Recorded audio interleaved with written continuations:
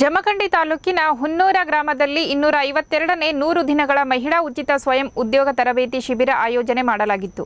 ಸೌಹಾರ್ದ ಕ್ರೆಡಿಟ್ ಸಹಕಾರಿ ಸಂಘ ಸೇರಿದಂತೆ ಹಲವು ಸಂಘ ಸಂಸ್ಥೆಗಳ ಸಹಯೋಗದಲ್ಲಿ ಹಮ್ಮಿಕೊಂಡಿದ್ದ ಈ ಶಿಬಿರಕ್ಕೆ ಹುನ್ನೂರು ಗ್ರಾಮದ ಹಿರಿಯ ಮುಖಂಡರು ಚಾಲನೆ ನೀಡಿದರು.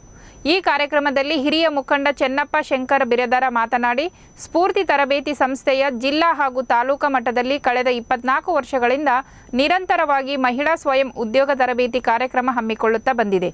ಇಲ್ಲಿಯವರೆಗೆ 4,80,000ಕ್ಕಿಂತಲೂ ಹೆಚ್ಚಿನ ಮಹಿಳೆಯರಿಗೆ ಹಾಗೂ 6,500ಕ್ಕಿಂತ ಹೆಚ್ಚಿನ ವಿಕಲಚೇತನ ಮಹಿಳೆಯರಿಗೆ ತರಬೇತಿ ನೀಡಿದೆ ಅಂತ ಹೇಳಿದರು.